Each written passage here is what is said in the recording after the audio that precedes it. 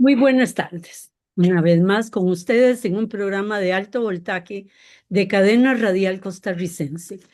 Les recordamos de los días miércoles y que pueden seguir también en nuestro canal de YouTube. Les habla Mimi Prado en la compañía de nuestro analista Fausto Amador Arrieta. Nuestro programa de hoy es en seguimiento del programa de la semana pasada.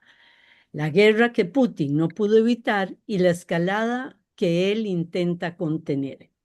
Sin embargo, esta ha sido una semana especialmente movida. Por lo tanto, yo me voy a referir a elementos que se dieron en el mundo en relación a este tema. La guerra en Irán, Ucrania, Estados Unidos e incluso tocar la reunión del G7. Todo esto a vuelo de pájaro. Porque todo forma en realidad parte de lo mismo. Vivimos en unos tiempos donde las guerras son más largas, las soluciones más difíciles y las certezas más frágiles. Hace apenas unas semanas parecía abrirse una posibilidad distinta a la guerra de Irán. Washington y Teherán parecían haber avanzado con un memorándum de entendimiento que Thomas Friedman calificó más bien como una especie de quiebre inmobiliaria, como un acto de capitulación financiera por parte de Trump. Pero esa posibilidad se rompió. La decisión de Israel de mantener el ataque militar contra el Líbano, buscando terminar la vía de la negociación y el camino diplomático. Una encuesta reciente en Israel muestra datos interesantes. El 90% de la población en este momento considera que Irán ganó la guerra. Solo el 30% está apoyando a Netanyahu y la mayoría cuestiona su manejo de la guerra. Pero en una interesante contradicción es que la inmensa mayoría de los israelitas respalda mantener la máxima dureza frente a Irán, Palestina y el Líbano, en un 70%. Perciben la guerra como una política de Estado. Y Netanyahu publica entonces en sus redes: por cada lágrima de una madre israelita deberán llorar 1000 madres libanesas. Y cierra diciendo: el Líbano deberá arder, una máxima que maneja la población israelita. Pero las conversaciones el día de ayer y parte del de hoy volvieron a hacerse una realidad entre Irán y los Estados Unidos. Y una noticia más interesante aún: Estados Unidos empieza a retirar sus tropas de la zona. Eso implica que si retira los aviones abastecedores, los barcos, esto durará más de una semana en volver a la zona. Ese es un punto importante de presión a Israel. Mientras tanto, Europa continúa atrapada en otra guerra la que tampoco encuentra salida. Una guerra con Ucrania larga, costosa, innecesaria. La semana pasada en este programa hicimos un análisis de las críticas que recibe Putin al interno de Rusia. Le reclamaban tibieza en el manejo de la guerra y Fausto ahora profundizará sobre ese tema. Por mi parte, quiero señalar que empiezan a aparecer fisuras entre quienes parecían caminar en una misma dirección. Polonia, uno de los aliados más firmes de Ucrania, pero ante la reivindicación de Kiev de figuras asociadas al nacionalismo extremo, a los nazis que masacraron a polacos, nazis ucranianos que masacraron a polacos en la Segunda Guerra Mundial, esto ha vuelto a tensar la relación entre ambos países. Y esto nos señala algo que es realmente importante. Las alianzas construidas por la urgencia de la guerra no siempre pueden borrar siglos de historia, porque la historia tarde o temprano vuelve a pedir cuentas. Mientras tanto, del otro lado del Atlántico, Estados Unidos se enfrenta a sus propias tensiones. Sigue siendo una gran potencia militar y económica y sigue siendo un actor indispensable en casi todos los escenarios internacionales. Pero también es un país profundamente polarizado que vive su propia decadencia. Las divisiones políticas internas son intensas y las críticas contra Tom tienen enfrentados a tirios y troyanos. Las tensiones sociales no desaparecen y sabemos que cualquier decisión en política exterior que se dé está inevitablemente ligada a las luchas internas nacionales. Y en medio de toda esta tensión se da una reunión geopolítica. El G7 se reúne en Levian. Y sí, estamos viendo con estas reuniones cómo la certeza sin ningún resultado importante, incluso señalando más debilidades de todos los lados y salida del canasto de la presidenta Meloni. Pero si estamos viendo cómo las certezas del viejo orden se difuminan sin que tengamos aún las certezas diseñadas por el nuevo orden mundial, que todavía no ha terminado de dibujarse ni concretarse. Y cuando estas certezas desaparecen, la prudencia, la inteligencia y la capacidad de comprender el mundo se vuelven más necesarias que nunca. Muy buenas tardes, Fausto. Muy buenas tardes, Mimi. Realmente debo decirte que te felicito por esa introducción tan sintética, eh, ese punteo tan preciso y concreto que hiciste, que permite entender realmente, darle un marco a lo que va a ser, digamos, el análisis que voy a tratar de hacer. Como vos dijiste en el programa anterior, reflexionamos desde el ángulo de Putin como conductor de la guerra. Hoy quiero abordar ese tema desde un ángulo diferente, tal vez más positivo. El análisis histórico muestra que esta fue una guerra que Vladimir Putin no pudo evitar y una escalada que quiere impedir. Por más que Putin se propuso evitar el enfrentamiento bélico y alcanzar un acuerdo negociado, las vías diplomáticas que asumió fueron una y otra vez trampas de las que no pudo escapar. Sin embargo, esas terribles experiencias no hicieron que cambiara a Putin el aspecto esencial de su esfuerzo permanente por evitar o detener la guerra. Lo malo fue que sus esfuerzos tampoco cambiaron la decisión estratégica de Occidente de forzarlo a una guerra. Por eso, cualquier reflexión sobre la guerra de Ucrania y Putin debe tomar en consideración esos dos aspectos centrales, ambos totalmente probados en la trayectoria histórica de esta guerra. Uno de esos aspectos es la voluntad y esfuerzo de Putin por detener la guerra con negociaciones diplomáticas, algo que nosotros siempre le alabamos. Ese es uno de los puntos. El otro es el diseño estratégico de largo plazo del Estado profundo neoconservador de Estados Unidos de obligar a Rusia a una guerra para derrotarla y desmembrarla, algo que nosotros también sistemáticamente denunciamos. En ese punto está claro que Estados Unidos tenía una estrategia de guerra, Rusia una estrategia de impedirla por la vía diplomática. ¿Cuál estrategia prevalecería? Ese dilema ya lo había resuelto Karl von Clausewitz en 1816, después de la derrota de Napoleón en Waterloo. En su libro de la guerra, plantea con contundencia que la decisión, los medios y alcances de un conflicto bélico son realmente decididos por el adversario, ya que no existe alternativa real para sobrevivir que adecuarse a la voluntad agresiva del enemigo. Bueno, pocos saben que Napoleón ya no quería la guerra en- antes y terminó invadiendo Rusia. Así que una vez que se comprende que Occidente estaba decidido a una guerra contra Rusia, los esfuerzos diplomáticos de Putin estaban condenados al fracaso. Eso en nada disminuye el mérito ético de intentar detenerla. Y lo más que se puede criticar es no haber conocido a su enemigo la regla fundamental que desde Sun Tzu viene, no haber conocido la voluntad, lo profundo de la voluntad agresiva de ese enemigo.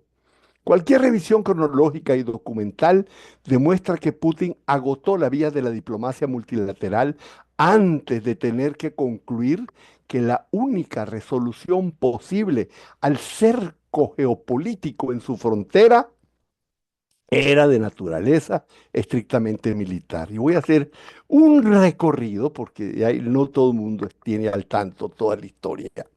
El punto de partida de ese desencanto histórico son los acuerdos de Minsk, firmados en 2014 y 2015 con el objetivo nominal de detener la guerra civil de Ucrania en el Donbass. Guerra que costó al fin, ¿qué? 20.000 muertos, Mimi.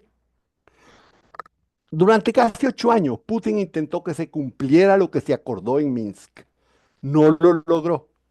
Años después, y ya en plena guerra actual, los propios interlocutores y garantes europeos del acuerdo, Angela Merkel y François Hollande, ambos por aparte, confesaron públicamente que nunca tuvieron la intención de cumplir lo pactado. Dijeron que los acuerdos de Minsk no eran un esfuerzo de paz genuino, sino una estratagema deliberada para ganar tiempo y permitir que Kiev fortaleciera sus fuerzas armadas de cara al choque que estaban preparando. En su entrevista de Putin con Tucker, manifestó claramente la sensación de engaño que tenía. Bueno, ante la inminencia de terminar de ser rodeados, la operación militar especial fue inevitable y Rusia invadió Ucrania el 22 de febrero del 2022. Pero aún entonces el Kremlin no cerró la vía del entendimiento diplomático. En las negociaciones de Estambul, en la primavera del mismo 22, prácticamente al día siguiente, después, o 2 o 3 días después de haber invadido Ucrania, ya estaba tratando de detener ese movimiento y esa guerra por la vía negociada.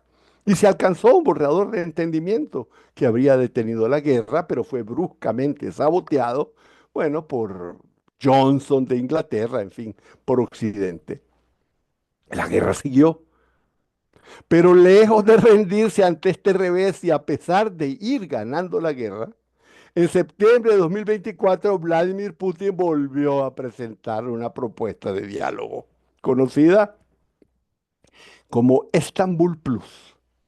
Con esa iniciativa, Rusia planteó sus puntos mínimos de negociación, los ofreció como una base de negociación, pero la persistente voluntad bélica de las capitales atlánticas convirtió ese nuevo gesto en un eslabón más de la cadena de oportunidades perdidas. Luego llegó Trump a la presidencia. Y la llegada de Trump a la Casa Blanca reconfiguró el tablero de expectativas de negociación.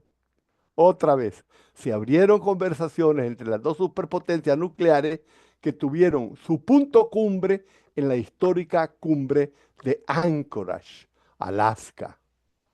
Ahí, en un claro espíritu de compromiso, Putin aceptó la propuesta planteada por Trump, configurando lo que comenzó a llamarse Fórmula de Anchorage y en general el espíritu de Anchorage. Pero también ahí volvió a manifestarse la tragedia de acuerdos incumplidos. Trump no solo demostró incapacidad estructural total para cumplir con sus propias propuestas, sino que sus acciones subsecuentes fueron todavía más agresión contra Rusia. Fue el momento en que incluso amenazó a India, por favor, a India. La amenazó de que no comprara, de castigarla, de sancionarla si seguía comprando petróleo ruso.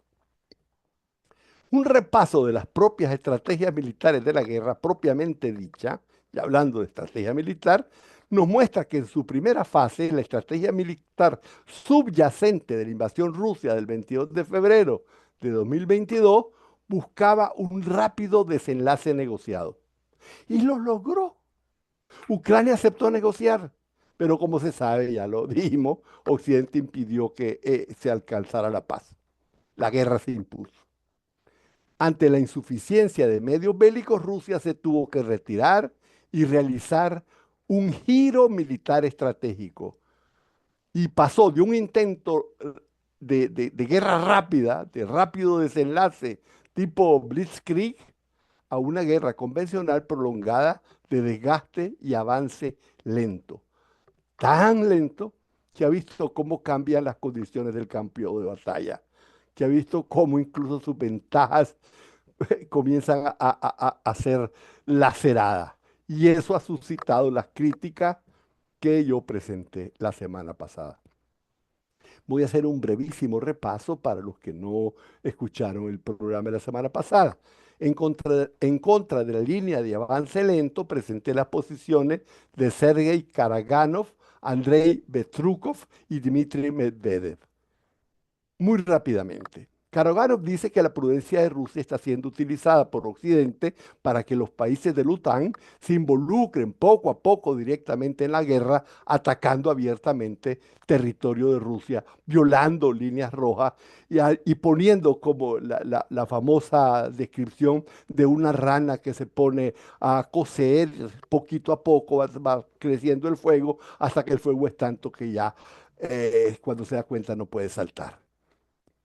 Y dice que Rusia no puede prestarse a eso, debe responder a esos ataques con contraataques convencionales, él también contra el territorio de la OTAN y llegar, si es necesario, a atacar con bombas atómicas para advertirle que están jugando con fuego. Ese es Karaganov. Bestrufo no está de acuerdo con que se ataque territorio de la OTAN, pero también critica la guerra lenta. Pero esa guerra lenta no la atribuye a un error de mando de Putin, sino al atraso burocrático del Estado ruso que Putin sí se tiene que meter a fondo a superar. Y esa es la parte que critica. Medvedev, por su parte, tampoco aboga por ataques al territorio de la OTAN. Si te pones a ver, mi solo Caragano está queriendo que se ataque y son cantidad de gente en Occidente que le dice que sí, que tiene razón. Pero Medvedev sí aboga por acelerar la victoria con un despliegue total del poderío convencional de Rusia, destruyendo todas las vías de suministro logístico del ejército de Ucrania en las fronteras, líneas férreas, carreteras, puertos de desembarque de material bélico, en fin, tanto desde la retaguardia hacia el frente como del extranjero hacia Ucrania. Una voz de la que no mencioné, que también está en contra del avance lento, y es la voz de Alexander Dugin, un filósofo político de mucha trascendencia y muy escuchado en Rusia. Según él, la lentitud del avance bélico se debe a que una parte de la élite rusa anhela pactar para aprovecharse económicamente de sus relaciones con Occidente. Para Dugin, ese es un autoengaño que está saboteando el destino histórico de Rusia y pide una movilización total, no solo militar o industrial, sino, como el filósofo, espiritual y cultural. En su visión, todas las esferas de la vida pública Rusia, la educación, los medios, las artes, la economía, en fin, todo debe ser subordinado exclusivamente a la victoria militar en el frente. Hasta ahí las posiciones en contra de la lenta guerra de desgaste de avance lento. A favor, en cambio, de esa estrategia, la voz más importante y todavía actualmente decisiva ha sido la de Elvira Nabiulina, respetada gobernadora del Banco Central de Rusia. Ella es la voz de los economistas del Kremlin que piensan que una movilización acelerada destruiría la estabilidad financiera que sostiene la capacidad militar de Rusia. El peso de Nabiulina en la mesa de decisiones de Putin es simplemente monumental. Es la tecnócrata que se ganó los galones, el respeto ciego de Putin cuando contra todo pronóstico logró blindar la economía rusa frente a la masiva y continuada ola de sanciones occidentales y dirigió la política de sustitución de importaciones que ha hecho que en estos momentos la vida en Moscú sea más satisfactoria que en Londres. Para Nabiulina, el ritmo lento de la guerra no es una deficiencia, sino la única condición para que el Estado ruso siga siendo viable a largo plazo. Para ella, una movilización económica total, como la que pide la línea dura, provocaría un colapso financiero interno. Nabiulina opina que el ritmo pausado del conflicto permite muchas cosas, gestionar de forma gradual los recursos, encontrar vías de importación paralela, consolidar ingresos de exportaciones hacia socios estratégicos en Asia. En fin, Elvira Nabiulina es para Putin, yo me la imagino como un freno de mano definitivo contra los delirios de la mano dura. Ella es el freno de Putin en esta guerra. Mientras los halcones ven la lentitud como muestra de debilidad que invita a más agresiones, Nebulina la defiende como el amortiguador necesario que no solo evita el abismo económico, sino que va paulatinamente preparando a toda Rusia para la guerra. Por eso, Mimi, la ausencia de Elvira Nebulina en el Foro Económico de San Petersburgo y en varios acontecimientos económicos decisivos, es una señal que se están produciendo cambios estratégicos entre la línea dura y la línea blanda. Es una cosa que de alguna manera alarma. Algunos han planteado que es la propia Nebulina que le dice, yo no regreso si no te comprometes a no hacer la movilización general. Otros dicen que la está purgando. En todo caso, es una señal importante y aquí vamos a tener que hacer un pequeño corte. De nuevo con ustedes. Antes del corte, Fausto estaba como una de las voces importantes y muy importantes sobre Putin, sobre todo la de la presidenta del Banco Central de Rusia, y también señalabas que era importante su ausencia del foro de San Petersburgo y que había sido visto o como que había purga o como que ella rechazaba las nuevas posiciones y no quiso ir, asistir. Sí, algo así, algunos dijeron que Escobar creo que dijo que estaba poniendo una especie de ultimátum a, es la Elvira Nabiulina. Es No me curioso porque atreví a decir el apellido, Fausto. sí, a veces a mí me cuesta también. Pero es interesante porque ahí se ve, una cosa interesante fue que no quitaron la silla del Banco Central, Ah, quedó la silla vacía. O entonces sea, no fue, está purgada. no está purgada, No fue está una purgada. cosa. Entonces, después dijeron que a lo mejor cualquiera puede enfermarse, dijeron los voceros. Bueno, bueno, esa línea diplomática que estuvo teniendo Putin tuvo un punto de ruptura y pasó de la opción preferencial por la diplomacia a la opción preferencial directamente por la vía militar. Esa ruptura ocurrió en un grave incidente de seguridad, justo en medio de una conversación entre Trump y Putin. Trump le pidió expresamente que no se moviera a Putin de su residencia de descanso, porque en breve lo iba a volver a llamar. En ese intervalo de vulnerabilidad pactada, una oleada de más de 80 drones ucranianos se acercaron a la residencia de Putin en Valdai. Era un abierto atentado contra la vida de Putin. Él no estaba ahí, pero estaba su hija y su nieta, Mimi.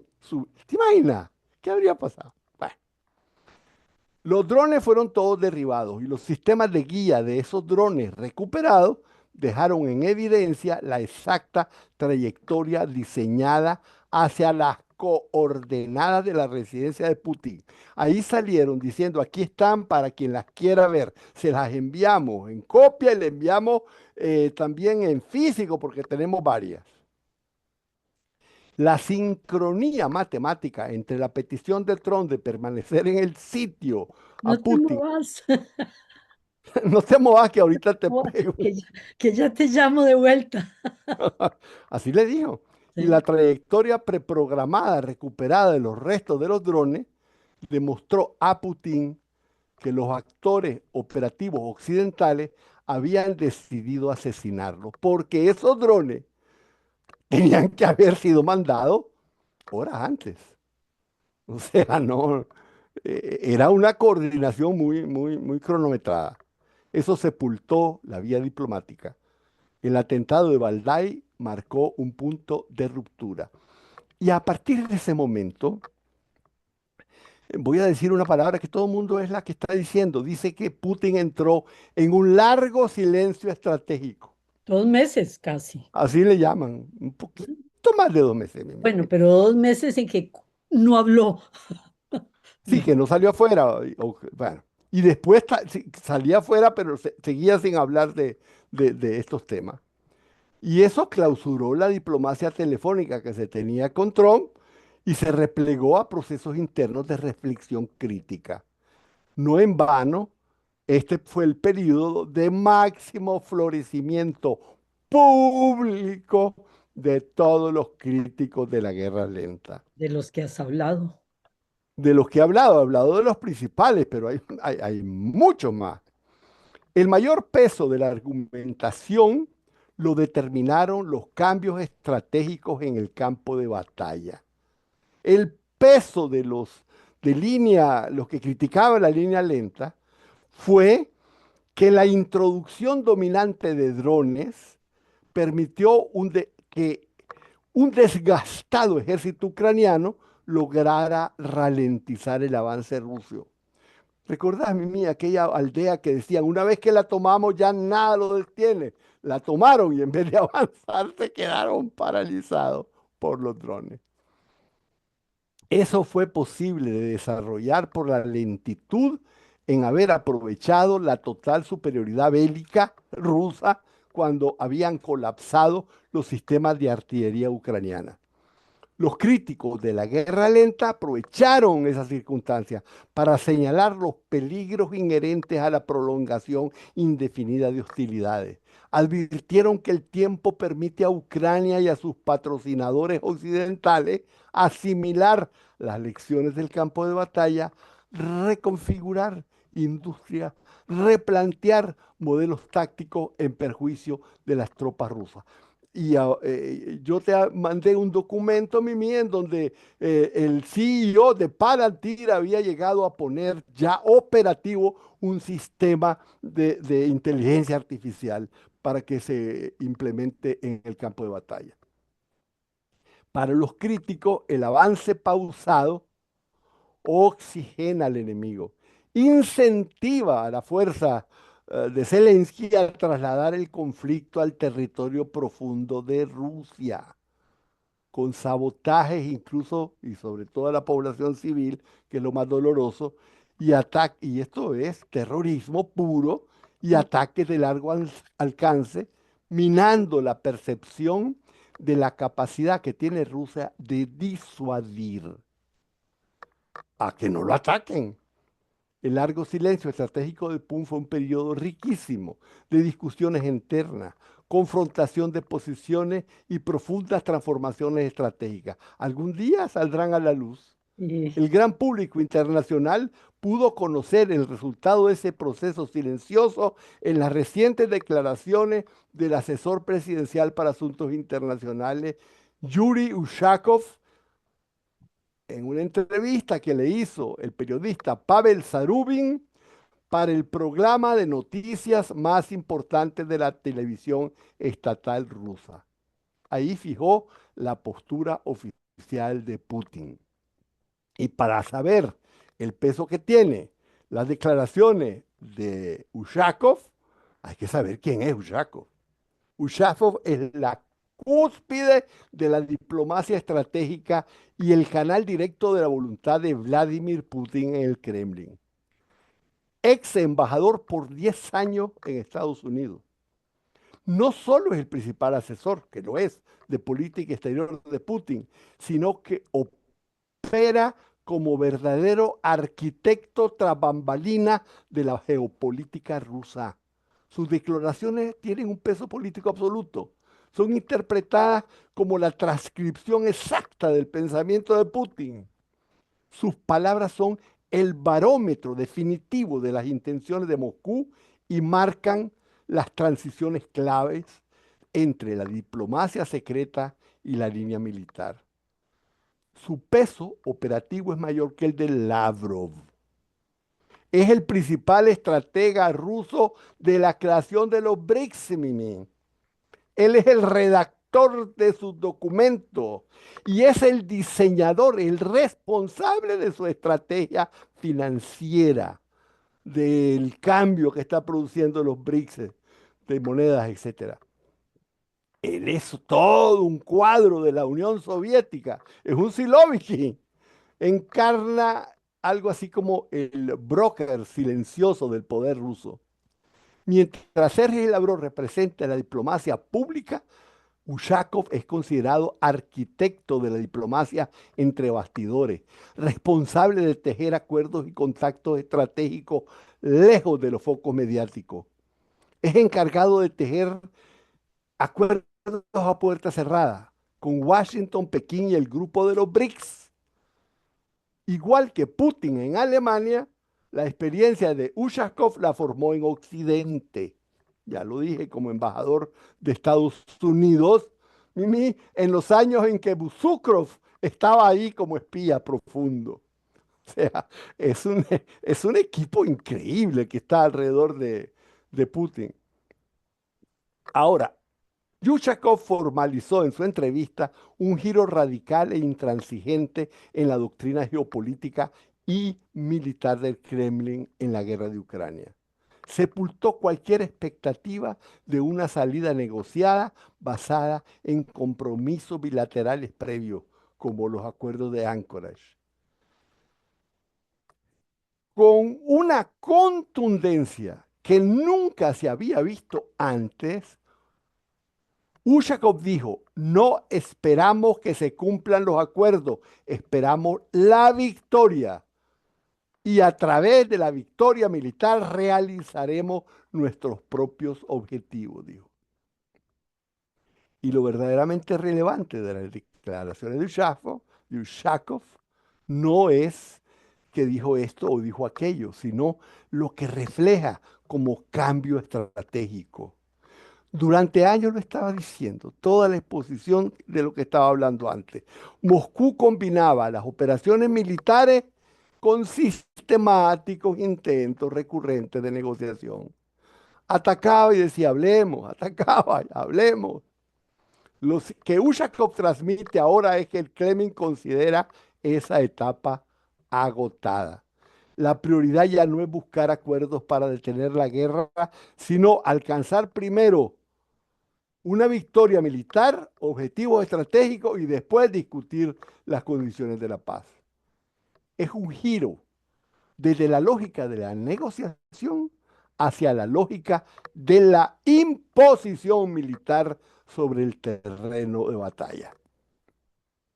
Se puede interpretar la entrevista de Ushakov como la certificación de una ruptura, yo le llamaría doctrinal. Rusia deja de concebir la diplomacia como el instrumento principal para terminar esta guerra. Este es un cambio dramático y pasa a considerar que la solución será determinada fundamentalmente por el equilibrio militar. Ujú. Esto es un cambio incluso con relación a la Unión Soviética, Mimi. Porque también la Unión Soviética tuvo siempre la diplomacia como la línea, la primera línea de toque, la primera iniciativa. Era lo que se llamaba la opción preferencial por la diplomacia. La negociación, en palabras de Ushakov, deja de ser el camino hacia la victoria y pasa a ser una consecuencia de la victoria. Se negocia después de ganar. Y esto es también sorprendente para el propio Ushakov, porque si Putin ha estado tratando de negociar, el hombre de las negociaciones es Ushakov, es el que recibía a Wilcox y a todos esos, y Exactamente, Kushner. a Kushner. Siempre me olvidan los nombres de esos sionistas. Las palabras de Ushakov advierten que Putin ya clausuró la ventana de concesiones mutuas y que la resolución pacífica negociada es sustituida por una estrategia de imposición militar absoluta. Putin está hablando serio. Y las cosas que me estabas contando hace poco, mientras cambiábamos el programa, realmente lo reafirma muchísimo más. Es la aceptación definitiva de que la guerra no se detendrá por medio de negociaciones. Es en ese sentido una clara victoria de la línea dura. Pero, por otra parte, desde el punto de vista de estrategia militar, Putin toma un camino intermedio entre las dos posiciones opuestas. Frente al choque de posiciones entre los defensores del desgaste y avance lento y los partidarios de la ofensiva total rápida, Putin no se ha alineado con ninguno de los dos. Ha configurado una especie de síntesis estratégica, una vía intermedia que adopta la contundencia de la fase agresiva sin comprometer la estabilidad estructural económica de Rusia ni morder el anzuelo de las provocaciones que lo llevan a una conflagración global directa. Satisface las demandas de la acción bélica más agresiva con un cambio cualitativo en la selección de objetivos, cierra las líneas de abastecimiento logístico ucraniano, ejecuta campañas masivas de desmantelamiento de su base industrial y la destrucción casi total de su infraestructura de generación y transmisión eléctrica. Pero ese incremento de la violencia militar mantiene líneas de contención operativa. Evita, por ejemplo, volar los puentes estratégicos del Dnieper, pero destruye sus vías de acceso, previendo tal vez poder usarlos después para el avance de las tropas rusas hacia Kiev. Al mismo tiempo, sin embargo, Putin da la razón a los defensores de la prudencia económica de Elvira Nabiulina. Vamos a ver qué pasa con Elvira, ¿verdad? Estamos esperando. Evita una movilización general que impondría una carga gravosa e insostenible para una economía que ha logrado sortear las sanciones occidentales gracias a la flexibilidad y al enfoque de mercado. Y aquí voy a apuntar una cosa muy rápidamente, y es que a Elvira Nabiulina se le critica también una política económica neoliberal y un exceso de controles macroeconómicos que están perjudicando sobre todo a las pequeñas empresas, manteniendo en Rusia tasas de interés muy altas. Bueno, eso no lo vamos a meter a hablar de eso. Pero Ahora se ve que hay... hiciste una pausa, algo que no comentamos, de lo que dijo Putin ayer, también es que vamos por todos los territorios rusos, históricamente rusos en Ucrania. También es un cambio y un cambio importante. Y mira, no estaba yo claro de eso, no lo había escuchado. Eso realmente es un cambio claro porque significa Odessa. Odessa, exactamente, el mar muerto fuera para Ucrania. Así es, Odessa y Transnistria y todo eso. Sí. Al rechazar la movilización masiva y optar por el reclutamiento voluntario, que es altamente remunerado, Putin preserva la fuerza laboral industrial y protege el dinamismo económico de Rusia. En el núcleo de esta vía intermedia se encuentra evitar a toda costa la trampa de expansión de la guerra. Putin entiende que las provocaciones de ataques a territorio ruso quieren arrastrarlo a golpear territorio de la OTAN. Son intentos deliberados para internacionalizar el conflicto, lo que tal vez le permitiría unificarse a un Occidente que está hoy políticamente fragmentado. Bueno, renunció Starmer, Merz está en En el alitas de suelo, cucaracha, así es, diría. Macron igual, Se van en un fin. año, menos de un año, Entonces, si les da gusto Putin atacando, bueno, tal vez se les dé quedan. cierta fuerza. Ahí queda. Entonces Putin responde con asimetría tecnológica, paciencia estratégica y se niega a iniciar un choque directo contra Europa. Y aquí viene el punto. La realidad golpea la frontera de Rusia. Los ataques son cada vez más descarados y directos. Son cada vez más abiertamente coordinados desde el territorio de la OTAN. Utilizan armamento de largo alcance, inteligencia satelital y asesoría técnica estadounidense en tiempo real. Y entonces, llegados a este punto del análisis, la pregunta geopolítica que se impone es la siguiente. ¿Será este intento de Putin de no expandir la guerra a Europa otro intento fallido? Putin se encuentra en una paradoja existencial. Si los ataques en territorio ruso profundo siguen, cruzan umbrales cada vez menos tolerables para la seguridad nacional rusa, llegará un momento en que la doctrina de disuasión obligará a Moscú a ejecutar respuestas de fuerza contra activos e instalaciones del Pacto Atlántico sin importar las consecuencias. Ya La le nueva hicieron una amenaza a Bulgaria que se retiró prudentemente. Desde Bulgaria estaban atacando a Rusia y Rusia le dio todas las coordenadas de lo que estaba haciendo y los búlgaros cerraron, ¿verdad? Esas sí, bueno, actividades. ojalá sí actuara Alemania, pero bueno, Pero, la, ¿ah? nue- O Polonia. sí, claro, es muy importante. La nueva línea estratégica de Putin, que Ushakov anunció, se sintetiza en decir que la guerra solo se detendrá por medios militares, pero la incógnita es si esos ¿Cuál? medios militares se podrán confinar y reducir al teatro de operaciones ucraniano, o si, por el peso de la propia inercia de provocación occidental, Vladimir Putin se verá otra vez más imposibilitado de evitar la gran guerra continental que él tanto ha intentado contener. Y la Tercera Guerra Mundial, porque esa guerra Tal levantaría vez, tal vez, Mimi, tal vez y el Medio cálculo es, Oriente es aceite a Medio Oriente también ya. sí, pero en fin, lo que te quiero decir es que todavía se plantea que la expansión a Europa no necesariamente signifique la Tercera Guerra Mundial, porque Estados Unidos dicen que no va a sacrificar New York a cambio de París. Pero vos tenés razón, eso es lo que está en juego. Entonces, ¿cómo se terminará de escribir esta historia? Hay dos caminos. O la agresión europea obliga a Rusia a una expansión de la guerra, o una victoria contundente de Rusia en Ucrania fuerza al occidente colectivo a contener el daño que ellos mismos se están haciendo, o a sus poblaciones a librarse de esos gobiernos que lo están empujando a la guerra. Pero Por- sea cual sea, esa segunda implica la destrucción de Ucrania. Es decir, acá el pato de la fiesta, ¿verdad?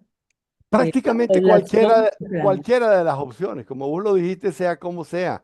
Pero en todo caso, la bola no está en el campo del Kremlin.